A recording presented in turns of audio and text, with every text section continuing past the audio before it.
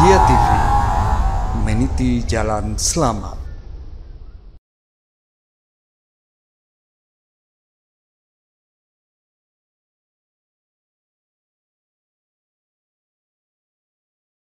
Bismillahirrahmanirrahim. Assalamualaikum warahmatullahi wabarakatuh. Alhamdulillahirabbil alamin wa bihi nasta'in ala umurid dunya waddin wassalatu wassalamu ala asrafil anbiya'i wal mursalin wa ala alihi wa ashabihi wa man tabi'ahu bi ihsanin la yaumiddin wa ba'd. Fa inna asdaqal hadithi kitabullah wa khairul huda huda Muhammadin sallallahu alaihi wasallam. Syarrul umuri muhdatsatuha fa inna kulla muhdatsatin bid'ah wa kulla bid'atin dhalalah wa kulla dhalalatin finnar. Ma'asyiral ikhwah wal akhwat, kaum muslimin dan muslimat, jamaah Masjid Umar bin Khattab, pemirsa Najiyah TV, azillahu wa yakum jami'an. Alhamdulillah bi ni'matihi tatimmus shalihat. Kita kembali bersyukur pada Allah Rabbul Izzati wal Jalalah. Kembali kita dapat berhadir di malam hari yang berbahagia ini dalam rangka melanjutkan kajian rutin kita. Selawat dan salam senantiasa tercurahkan kepada kekasih kita Muhammad Rasulullah sallallahu alaihi wasallam, para sahabat dan keluarganya dan keturunannya dan umatnya yang senantiasa menjalankan tuntunannya. Pada kesempatan ini kita akan kembali melanjutkan kitab Rasul penutup pintu-pintu keburukan. Ada 8 pasal yang telah kita bahas pada sebelum ini, kiat-kiat cara kita untuk menggapai. Dan di poin yang ke-9 pada kesempatan ini kita akan bahas, yaitu bagaimana kita menjadi orang-orang yang betul-betul pembuka pada pintu kebaikan, yaitu al-istibaqu ilal khair. Al-istibaq itu artinya terdepan. Terdepan itu orang yang terdepan dalam melakukan kebaikan. Artinya apa istilahnya itu, gercep, gerakan cepat. Cepat dia mengambil peluang-peluang itu. Jadi peluang-peluang amal, peluang-peluang ibadah, ya. Dia di garda terdepan untuk mendapatkan kebaikan-kebaikan di sisi Allah Subhanahu wa taala. Dan peluang-peluang ini dia tidak sia-siakan. Kesempatan yang Allah berikan kepada dia, dia manfaatkan. Ya, sebagaimana ikhwah sekalian yang dimuliakan Allah Subhanahu wa taala, kita lihat banyak orang yang tamak, ya, dalam urusan dunia. Mereka berlomba-lomba, musabaqah, istibaq dalam perkara-perkara dunia. Tak kenal lelah waktu, ya, mereka mencurahkan tenaga pikiran dan segala macamnya untuk melakukan perbuatan yang bisa mendapatkan keuntungan dunianya. Nah, kalau kita lihat al-istibaqu ilal khair, kita masuk menjadi orang pembuka pintu kebaikan itu adalah bersegera, terdepan, mengambil peluang untuk melakukan semua amal kebaikan. Seperti Syekh katakan, tidak akan la yatahaqqaqu lil 'abdi an yakuna mutammiman lil fathi 'ala nas bil khair illa idza kana huwa mu'taniyan bil khair. Jadi kita tidak akan bisa mencapai, seseorang hamba tidak akan sempurna dia menjadi pembuka pintu kebaikan bagi manusia kecuali dia betul sungguh-sungguh meniatkan, ya, dengan untuk mengamalkan perbuatan yang baik. Jadi dia tidak akan bisa membuka pintu kebaikan kepada manusia, mengajak manusia untuk berbuat baik kecuali dia betul-betul sungguh-sungguh, ya, berusaha untuk dirinya itu melakukan kebaikan yang ada, peluang yang dia lakukan. Fa'ilan lahu, jadi dia berusaha untuk melakukan terus kebaikan-kebaikan itu. Dan dia sabbaqan ilaih, sabbaq itu bersegera, bersegera menuju kebaikan itu. Dan ada peluang-peluang kebaikan, amal-amal, maka dia bersegera. Seperti yang dikatakan, lihat apa yang dialami oleh perkataan Nabiullah Syuaib, ya, alaihissalam, tatkala dia berkata kepada kaumnya.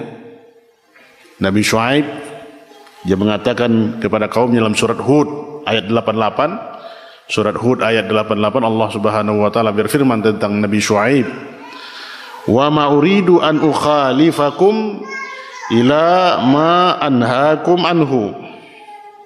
Wa ma uridu, dan aku tidaklah menginginkan untuk menyelisihi kalian, ya, menyelisihi kalian kepada apa-apa yang aku larang darinya.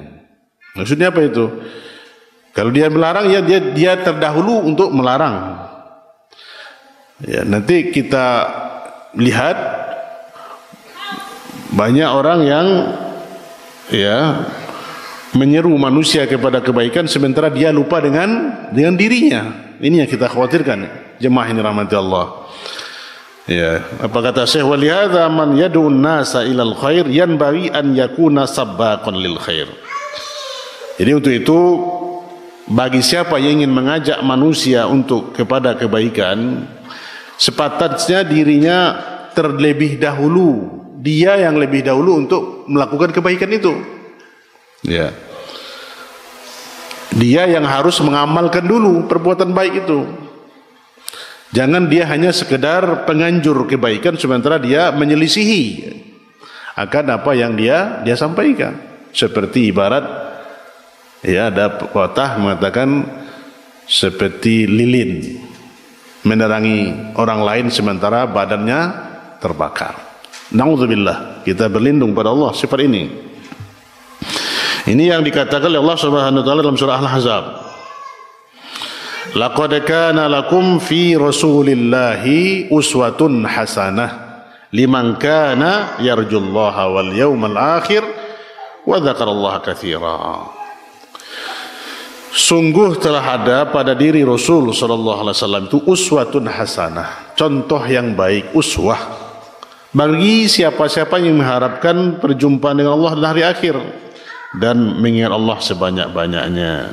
Jadi ikhwas sekalian yang dimuliakan Allah Subhanahu wa taala, ini tidaklah segala sesuatu perbuatan yang baik kecuali Rasulullah sallallahu alaihi wasallam terdepan dalam mengamalkannya. Dia yang dahulu mengamalkannya. Begitu juga para sahabat, nabi-nabi kita yang para sahabat ridwanullah alaihim ajmain. Sebelum mengajak orang lain untuk berbuat baik, dia dulu melakukan kebaikan itu.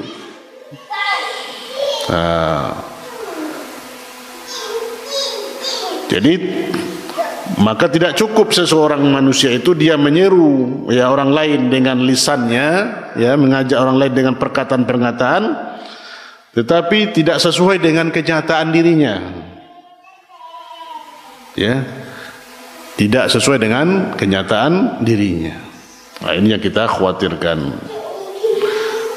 Dan sepantasnya dialah bal yanbaghi an takuna af'aluhu qudwah, tapi sepantasnya dia amalnya itu sebagai qudwah, sebagai teladan. Ya, ikhwas sekalian dimuliakan Allah Subhanahu wa taala, tentang hal bersegera dalam melakukan kebaikan, ya. Kita tanafus alal khair.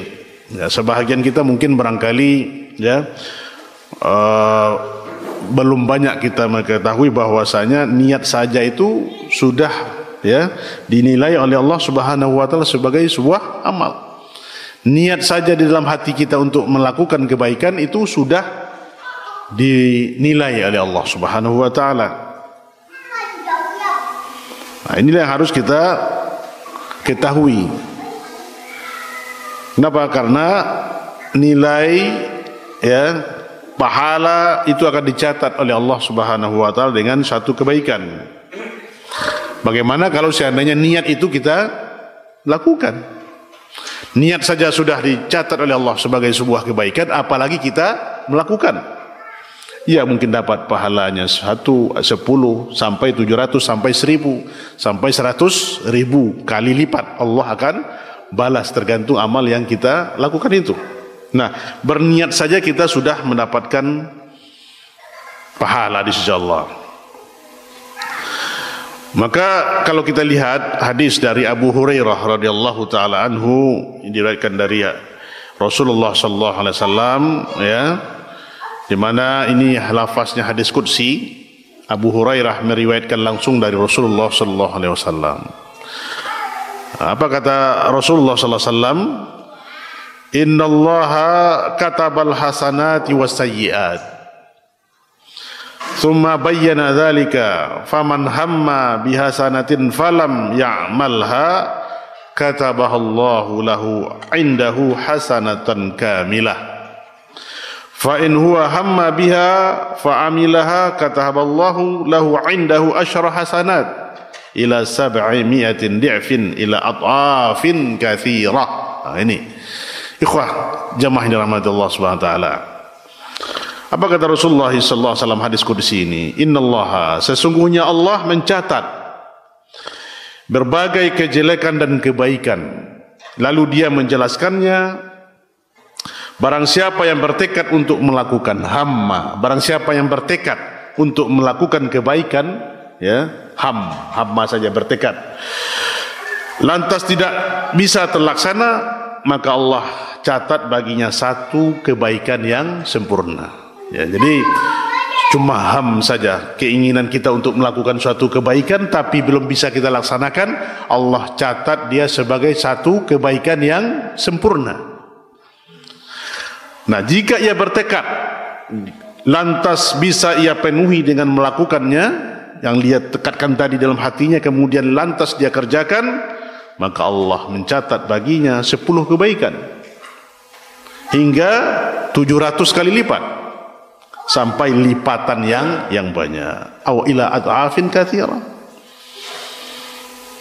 Contoh, kita berniat nanti subuh, setelah subuh kita baca ayat, baca surat tertentu, ya, itu sudah dicatat sebuah kebaikan yang sempurna.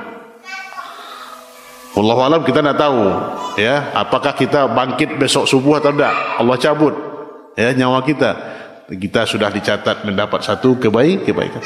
Kalau kita bangun subuh, kemudian setelah itu kita zikir, kemudian mampu kita membaca ayat tadi, maka satu huruf, ya, ayat Al-Quran yang kita baca akan dibalas oleh Allah 10 kali pahala.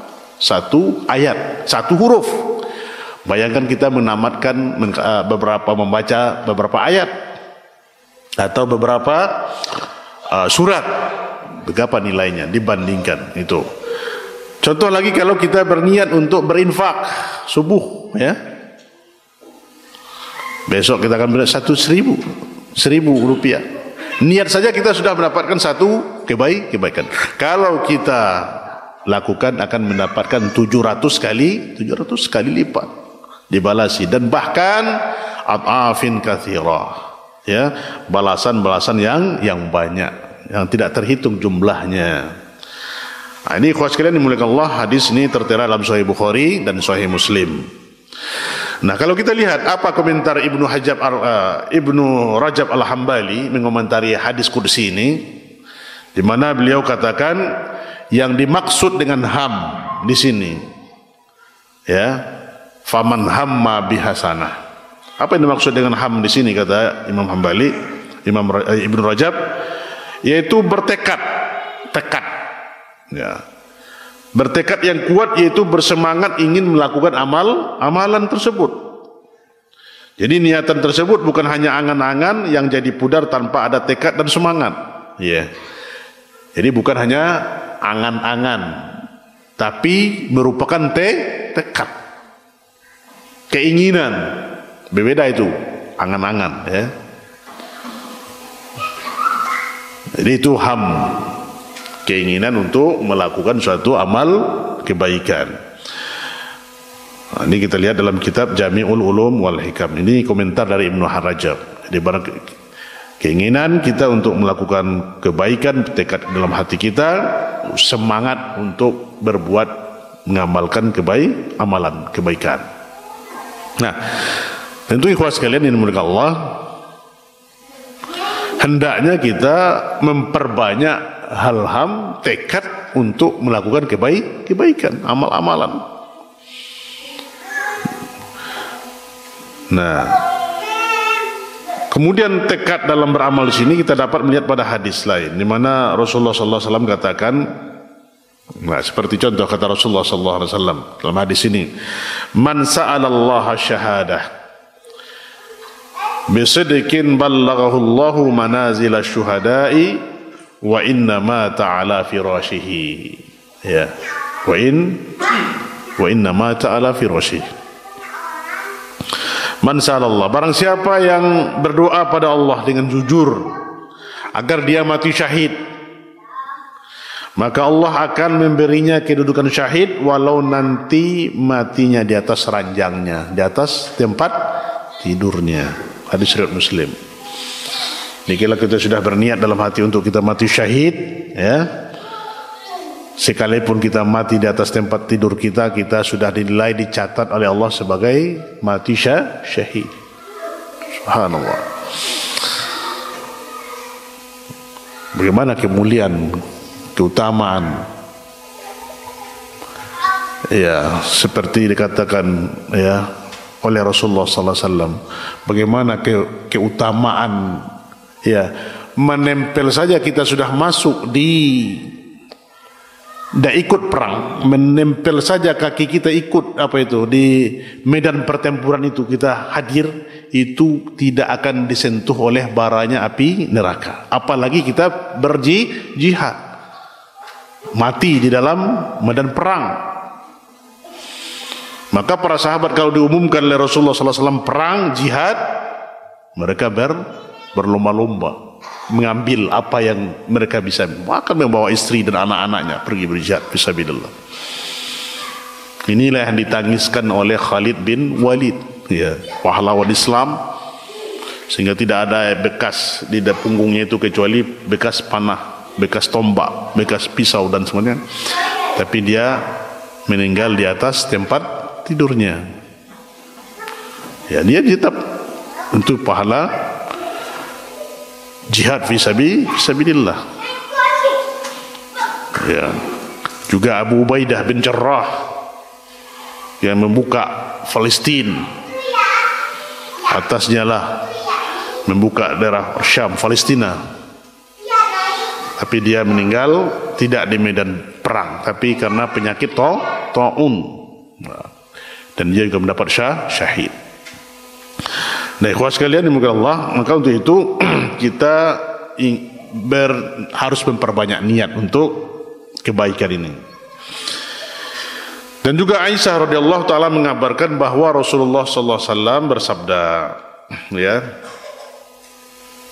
ma min mri'in takunu lahu salatun bilailin faghalabahu 'alaiha naumun illa kataballahu lahu ajra salatihi wa kana naumuhu sadaqatan alaihi. Nah, ini kata Aisyah radhiyallahu taala anha. Apa kata Aisyah?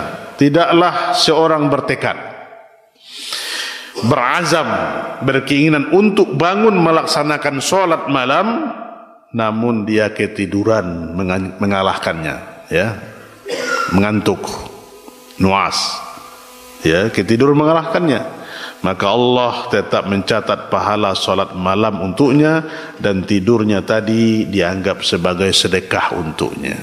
Subhanallah. Ini hadis riwayat An-Nasa'i dan disahihkan oleh Syekh Al-Albani.